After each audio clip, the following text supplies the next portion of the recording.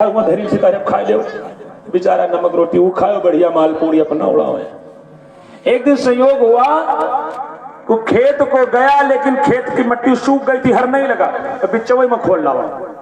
अब यहाँ बढ़िया दाल बनाए, भात बनाए, नुमा घी छोड़े खाए जात रहे। तो दाल भात के कहत का है कि चाउर भोग बिलासु घर में आनंद है ना है सासू, कहो गप काई कि ना गप काई,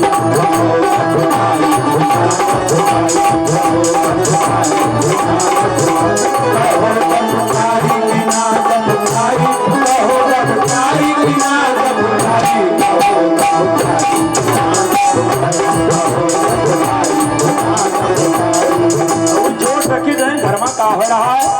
जरा से दरवाजा मल्ला हटाए तो कहा देखिए बढ़िया चाउर भोग बिलासु घर में आनंद है ना है सासू, कहो गप खाई ना गप खाई,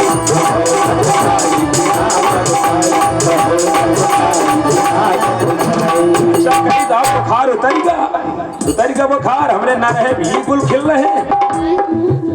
इस डंडा जौने से पहले हाँ का कहा जाता था पहना छोर भरा कैसे कोठ बांस के लाला, कोठ बांस के लाला घर में ससुर है ना है साला, कहो गप खाई ना गप खाई, कहो गप खाई ना गप खाई, कहो गप खाई ना गप खाई, कहो गप खाई ना गप खाई, कहो गप खाई ना गप खाई, कहो गप खाई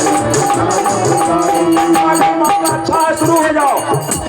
लाग मारे पीठ मारे पेट मारे पूरे मारे पूरे मारे का है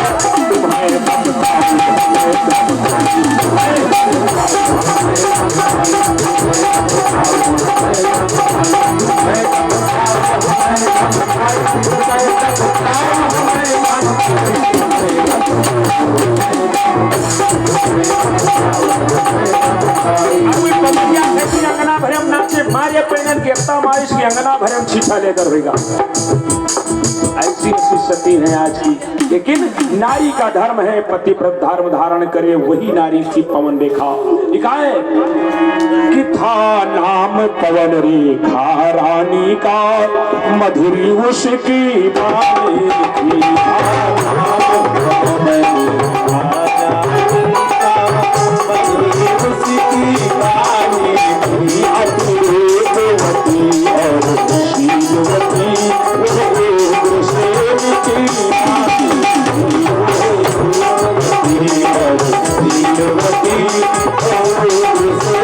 थी, एक बार पति की आज्ञा ले, एक बार पति की आज्ञा ले, बन को मने पहला दे। सखियों के साथ ये फोन देखा पन बिहार के लिए गई।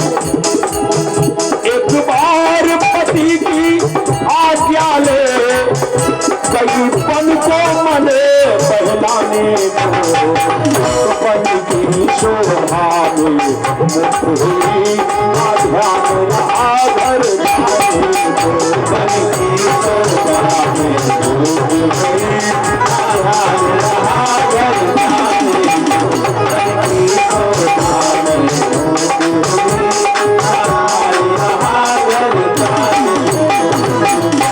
पन बिहार कर रही पवन रेखा। तभी पवन देव ने पवन रेखा के साथ में धोखा किया कि पवन का झोंका आया, रानी पवन रेखा का आंचल उड़ा और वहीं पर एक दुर्मलिक नामक राक्षस वन में घूम रहा था। रानी को सुंदरता को देखा, उसके नियत में खोट आ गया और रानी पवन रेखा को प्राप्त करने की योजना बनाने लगा। क्या करें? तभी अपनी माया से जंगल में तूफान चला दिया। इतना तगड़ा तूफान चला कि पवन रेखा की सखियां सब छूट गई। पवन रेखा अकेली बची, पवन रेखा रो रही है।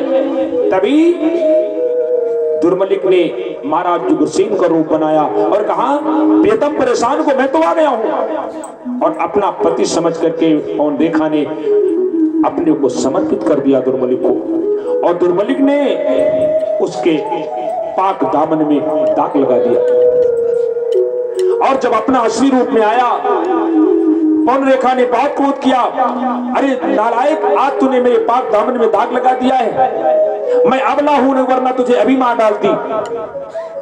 दुर्बलिक ने कहा, देवी माना मैंने आपके साथ अच्छा व्यवहार नहीं किया है, परंतु एक उपकार भी किया है, तुम्हारी गोद सुनी, तुम्हारे कोई पुत्र नहीं, अब तुम्हारी गोद भी हरी भरी हो जाएगी। पौन रेखा चली आई, ये घटना किसी से नहीं बताई। समय आया, पौन रेखा को एक पुत्र ने जन्म दिया जिसका नाम कंस हुआ। कंस के बाद पौन रेखा के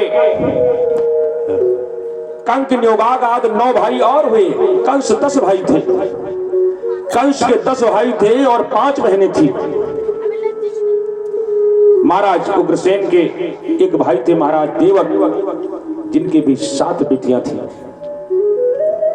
कंस धीरे धीरे बड़ा हुआ। उग्रसेन से कहा, महाराज अब तुम्हारी बुद्धि सठिया गई, तुम राज नहीं कर पाते हो, राज छोड़ो, अब हम राज करेंगे। गद्दी से उतार दिया और खुद राजा बन गया। और जब राजा बना तो राक्षसी प्रवृत्ति लागू कर दिया। सारे धर्म के कार्य बंद हो गए, यज्ञ पूजा सब कुछ बंद, बिल्कुल विपरीत आचरण होने लगा। उसके इस आचरण को देख करके धरती घबराई। कंस बहुत बलवान था। एक दिन कंस निकला विश्व भ्रमण के लिए। रास्ते में अघासुर राक्षस मिल गया। अघासुर से कहा, हमारा तुम्हारा युद्ध हो जाए, तुम जीते तो मैं तुम्हारा दास, हम जीते तुमको हमारा दास बनना पड़ेगा। और अघासुर को जीत करके अपना दास बना लिया। बकासुर के पास पहुंचा, बकासुर से यही प्रस्ताव रखा, बकासुर को जीत करके दास बना लिया। बकासुर की बहन थी जिसका नाम था पूतना। पूतना ने कहा, हम लड़ूंगी, कहा हम नारियों से युद्ध नहीं करते, और पूतना को अपनी धर्म की बहन बना लिया, घर ले आया। घूमते घूमते पहुंच गया मंदराचल पर्वत पर, ओ महेंद्रगिरी पर्वत पर, जिस पर भगवान परशुराम तपस्या कर रहे थे। पर्वत को कई बार उठाया नीचे ऊपर। भगवान परशुराम को क्रोध आ गया, कहा, ओ ए मानो, कौन है, अभी मैं तुझे श्राप दे दूंगा। कंस ने हाथ जोड़ा, महाराज क्षमा कर दे। महाराज भगवान परशुराम को क्रोध आया। भगवान परशुराम ने अपने एक धनुष निकाल कर दिया, कहा, ले जा, इस धनुष को रख ले, और जिसके हाथ से धनुष टूट जाएगा उसी के हाथ से तेरी मृत्यु हो जाएगी। कंस उस धनुष को लेकर के लाया, अपने घर पर रख दिया। एक दिन मगध का राजा जरासंध, जिसके पास एक हाथी था जिसका नाम था कुबलिया पेड़, एक हाथी में 10,000 हाथियों का बल था। उस हाथी को लेकर के जमुना के उस पार आया। हाथी ने जंजीर तोड़ दिया, हाथी भागने गया, भाग करके मथुरा पहुंचा। कंस ने देखा, हाथी को पकड़ा और ऐसे पूंछ पकड़ करके ऐसे फेंक दिया। हाथी जाकर के जरासंध की सेना में गिरा। जरासंध सोचा कि इस दुनिया में इतना बलवान कौन है जो ऐसे कुबलिया पेड़ हाथी को फेंक दिया, पता लगाओ। सैनिकों ने पता किया, कहा, महाराज ये मथुरा नरेश कंस की वीरता है। कंस की वीरता से प्रभावित होकर के जरासंध ने, जिसकी 2 बेटियां थी अस्ति और प्राप्ति, दोनों का ब्याह कंस से कर दिया। कंस की 2 रानियां हो गई। अब कंस राज कर रहा है। इतनी राष्ट्रीय प्रवृत्ति बढ़ी कि धरती अकुलाई और धरती गाय का रूप बना करके ब्रह्मा जी के पास गई। ब्रह्मा जी के पास गई, कहा, हम नदियों का बोझ तो सह सकते हैं, पहाड़ों का बोझ सह सकते हैं, लेकिन कंस के अत्याचार का बोझ नहीं सह सकते, कुछ करो। ब्रह्मा जी देवताओं को लेकर के पृथ्वी को पहुंचे। वे भगवान विष्णु के पास, भगवान विष्णु से सारा हार वर्णन किया। भगवान विष्णु ने कहा, इस विषय हम कुछ नहीं कर सकते। कहा, फिर कहा, चलो भगवान कृष्ण के पास चला जाए। ये कथा गर्ग संहिता में वर्णन की गई, भागवत में नहीं, गर्ग संहिता की कथा। पुष्पक विमान मंगाया गया और उस विमान में बैठ करके सभी विमान उड़ चला। जब भगवान पावन ने राजा पल की परीक्षा के लिए अपना 3रा 5 स्वर्ग भेजा था, इस ब्रह्मांड में एक छिद्र हो गया था। उस छिद्र के रास्ते ब्रह्मांड ऊपर पहुंचा और ब्रह्मांड उड़ते उड़ते गोलोक को पहुंचा। गोलोक में बिरजा नदी के किनारे विमान उतरा और विमान से सब लोग उतरे। वहां पर एक सखी थी जिसका नाम था सचंद्रनाना। उस सखी पीत वस्त्र पहने थी, हाथ में बेद था। उस सखी ने पूछा, तुम लोग कहां से आए हो, कहां से आए हो? इंद्र ने कहा, अरे हम ब्रह्मांड से आए हैं। कहा, किस ब्रह्मांड से आए हो? अब उनको ये नहीं पता हम किस ब्रह्मांड से आए। अरे कहा हम इंद्र हैं, अरे कहा तुम्हारे जैसे लाखों इंद्र यहाँ घूम रहे हैं। हम ब्रह्मांड से आए हैं, कहा जो एक गेंद की तरह यहाँ बिरजा नदी के किनारे लुढ़क रहे हैं, सब ब्रह्मांड है। हर ब्रह्मांड में ब्रह्मा विष्णु है, हर ब्रह्मांड में इंद्र है। तुम किस ब्रह्मांड से आए हो? सब निरुत्तर हो गए। भगवान विष्णु ने कहा देवी, जिस ब्रह्मांड में भगवान 52 का अवतार हुआ था, हम उस ब्रह्मांड से आए हैं। सखी ने कहा आपको प्रणाम है, आने का प्रयोजन कहिए। कहा हम भगवान कृष्ण से मिलना चाहते हैं। कहा यही रुकिए, हम आदेश लेकर प्रभु का आते हैं। आदेश लेकर आई, कहा चलो प्रभु ने बुलाया है। सारे देवता पृथ्वी को लेकर के भगवान के पास पहुंचे तो क्या देखा? 1000 दल का कमल है और उस पर अष्टदल कमल रखा है और उसी पर एक सोने का सिंहासन रखा हुआ है और उसी पर भगवान कृष्ण राधा रानी सरकार विराजमान है।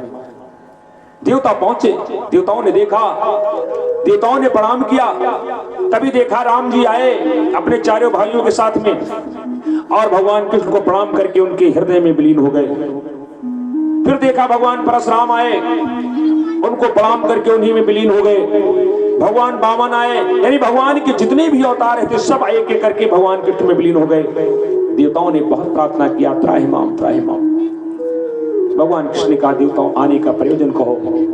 देवताओं ने कहा प्रभु ये पृथ्वी के कंस के अत्याचार से बोझिल हो रही है, प्रभु इसका उद्धार करें। भगवान ने कहा जाओ, पृथ्वी का भार हरण करने के लिए मेरा अवतार मृतलोक में होगा और पृथ्वी का मैं दुख दूर करूंगा। जैसे इतना कहा वैसे राधा रानी सरकार मूर्छित हो गई। कहा राधे क्या हुआ? कहा आप कहीं जाने की बात कर रहे हो और आपके बिना मेरा जीवन नहीं बचेगा, मैं तो मृत्यु को प्राप्त हो जाऊंगा। कहा फिर तुम भी चलो, तुम भी चलो। कहा लेकिन मैं तो वही रह सकती हूं जहां वृंदावन होगा, मेरा मन वही लगेगा जहां यमुना नदी होगी। मृतलोक पर ना तो वृंदावन है, ना यमुना है, ना गोवर्धन है। भगवान कृष्ण ने कहा देवी तुम्हारी प्रसन्नता के लिए मैं गोलोक से 84 कोष की भूमि मृतलोक पर भेज रहा हूं, जिस पर गोवर्धन भी होगा, वृंदावन भी होगा, यमुना नदी भी होगी और वहीं पर तुम भी आना, हमारा तुम्हारा पुनः वहां पर मिलन होगा। देवताओं से कहा देवताओं जाओ तुम सब लोग ग्वाल बालों के रूप में मृतलोक में जन्म लो और वहीं पर आकर के हम तुम्हारे साथ में क्रीड़ा करेंगे। और देवता लोग भगवान की प्रार्थना करके और फिर पृथ्वी पर चले आए। अच्छा देर तो नहीं हो रही, सब लोग देर हो रही नहीं, आपस में सलाह करत हो कि हमरे लगत भाई रे, कथा में बहुत है लागत। हमरे लगत भाई रे आज हरि की कथा, हमरे लगत भाई रे आज हरि की कथा, हमरे लगत भाई रे आज हरि की कथा। पत्नी कहा थे पटवा पता नहीं कब बंद करी, बंद हुए कथा धरे जाई, बंद हुए कथा धरे जाई रे आज हरि की कथा, बंद हुए कथा धरे जाई रे आज हरि की कथा। कि खाली पड़ी है चार पाई रे, खाली पड़ी है चार पाई रे आज हरि की कथा, खाली पड़ी है चार पाई रे आज हरि की कथा। कहना है कि आज रात 12 बज जाई रे, बस पकड़े नहीं देंगे 12, लेकिन जितनी देर मां गौछा बांटे वो समूह तो अपने में जुड़ गए करब हम। आज रात 12 बज जाई रे आज हरि की कथा, आज रात 12 बज जाई रे आज हरि की कथा, आज रात 12 बज जाई रे आज हरि की कथा। और सुनो जो जागी सो ठौरा वहां आई रे, जो सो जाए तो कहानी कुछ पानी के लिए कुछ होना पड़ेगा। जो जागी सो ठौरा वहां आई रे आज हरि की कथा, जो जागी सो ठौरा वहां आई रे आज हरि की कथा, जो जागी सो ठौरा वहां आई रे आज हरि की कथा। आइए बोलो चलते हैं पुनः कथा की ओर। ऐसा वरदान पाकर के देवता चले आए और आकर के ब्रज में ग्वाल बालों के रूप में जन्म लिया। उधर महाराज देवक के 7 पुत्रियां हैं, 6 का विवाह उन्होंने वसुदेव जी से कर दिया है। अब 7वीं बेटी बची देवकी। 7वीं का विवाह भी राजा देवक ने वसुदेव जी से ही तय कर दिया। वसुदेव जी बारात लेकर के आए और धूमधाम से देवकी का विवाह हुआ। अब देवकी का विवाह हुआ और देवकी विदा होने लगी। आज कंस बहुत प्रसन्न है, अपने बहन को रथ पर बिठाया और खुद रथ चला करके बहन को भेजने जा रहा है। और रथ को भेजने जा रहा है, जैसे रथ चला आकाशवाणी होती है, अरे कंस कंस मत फूल बहुत, ये फूल एक दिन को भुलाएगा और जिस बहन को भेजने जा रहा है उसी के 8वें लाल द्वारा तुम मारा जाएगा।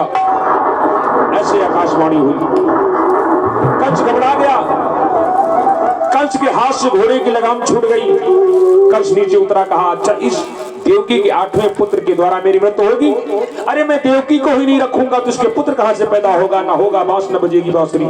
निकाला तलवार, देवकी के बाल पकड़ करके रस नीचे घसीट लिया, निकाला तलवार मारने के लिए। वैसे वसुदेव जी आ गए। कहा कंसराज आप सर्व सामर्थ्य हैं, लेकिन ये सोचो मैं इसका पति हूं और पति का अर्थ होता है अपनी पत्नी की रक्षा करे। आपको देवकी से कोई भय है नहीं, भय तो है इसके होने वाले पुत्र से। तो जाओ, मैं वचन देता हूं कि इसका होने वाले हर पुत्र को मैं आपको समर्पित कर दूंगा। कंस ने कहा वसुदेव मैं जानता हूं तुम महात्मा हो, तुम झूठ नहीं बोलोगे, जाओ तुम्हारे विश्वास पर मैं इसे छोड़ रहा हूं। लेकिन दोनों को कारागृह में डाल दिया, बंदी बना दिया। धीरे धीरे समय बीता और देवकी को प्रथम संतान हुई। देवकी को प्रथम संतान हुई। कंस अपने वादे, वसुदेव जी अपने वादे के मुताबिक लेकर के चल दिए। और जैसे कंस के पास पहुंचे, कंस बहुत प्रसन्न हुआ। कहा वसुदेव आज मैं मान गया तुम महात्मा हो,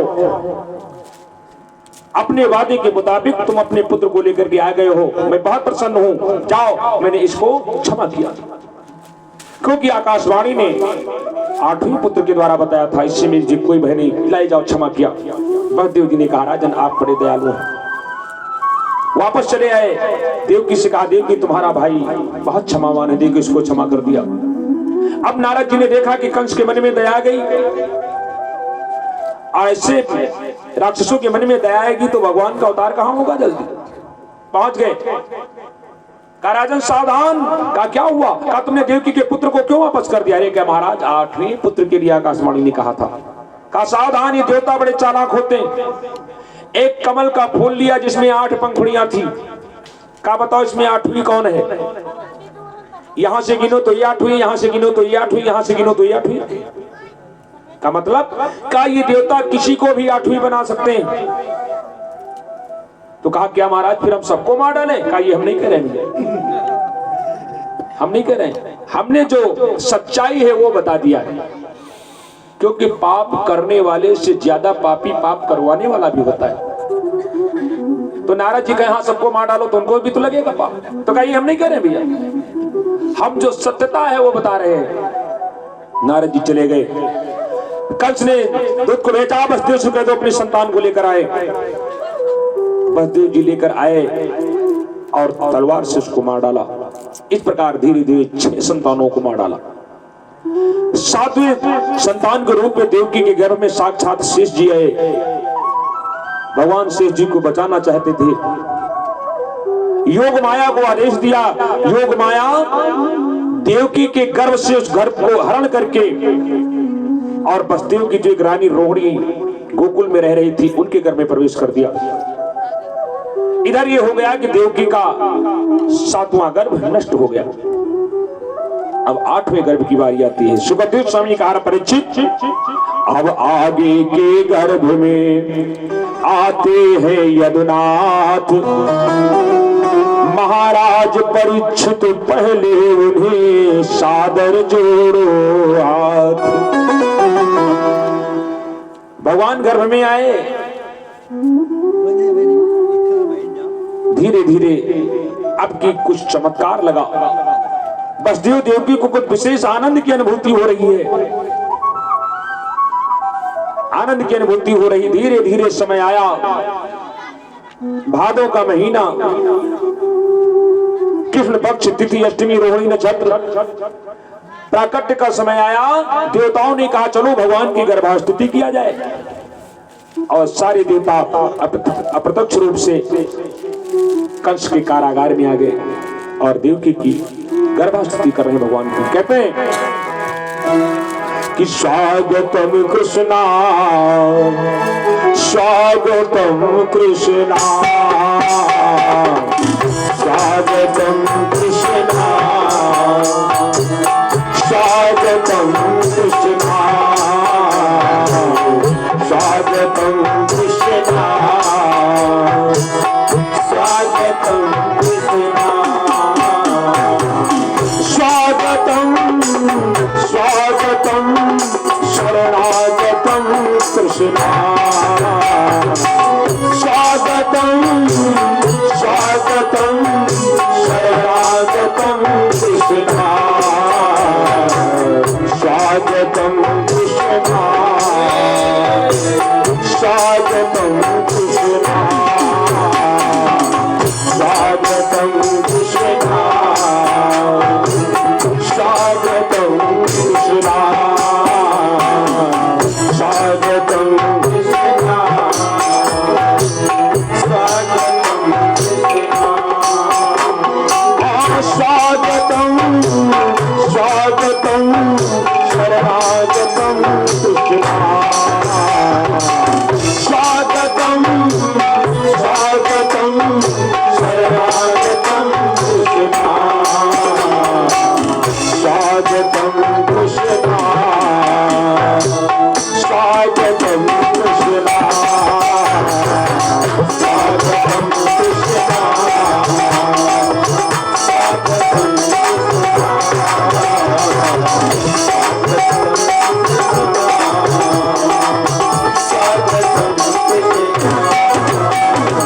ऐसी गर्भास्तुति करके देवता लोग चले गए। समय आया अर्धरात्रि का, रोहिणी नक्षत्र, वसुदेव देवकी के सामने एक अद्भुत प्रकाश पुंज का प्राकट्य हुआ और इसी प्रकाश पुंज में भगवान का प्राकट्य हो गया।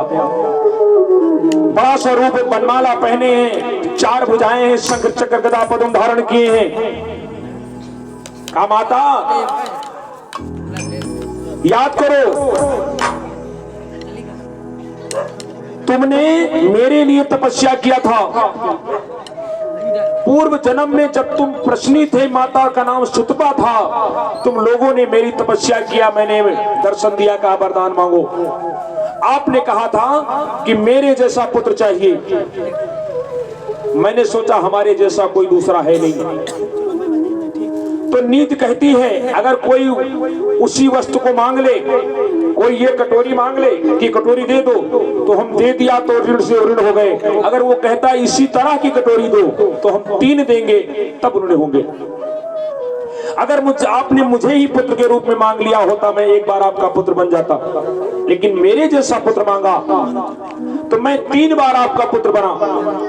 पहली बार आपका पुत्र बना, मेरा नाम कृष्णगर्भ हुआ। दूसरी बार आप दोनों कश्यप पतित हुए, तब मैं आपका पुत्र बना, मेरा नाम उपेंद्र हुआ, लोग मुझे पावन कहते थे। और आज तीसरी बार मैं तुम्हारा पुत्र बन करके आया हूं। तो देवकी ने कहा ये पुत्र बन करके आए कि पिता बन करके आए हो? ये बेटा इतना बड़ा होता है, अरे सुदर्शन चक्र लेकर आए हो, छोटे बनो। तो भगवान ने कहा चक्र इसलिए लेकर आ गए हैं कि कंस मामा अगर आ गया तो भी मार डालूंगा। कंस मामा की रक्षा के लिए आ गया हूं। तो कहा लेकिन ये ऐसे नहीं चलेगा, छोटे बनो। तो भगवान ने कहा ठीक है, लेकिन एक वचन दो कि तुम्हें इसी समय मुझे गोकुल पहुंचाना होगा, मैं छोटा बन जाऊंगा। देवकी ने कहा ठीक है प्रभु, और भगवान छोटे बन गए। और देवकी ने जो कुछ देखा था देखती रह गई और भगवान के सामने हाथ जोड़े विनती कर रही है। कहती है कि प्रभु आपसे मेरी एक ही प्रार्थना है कि विनय मेरी यही भगवन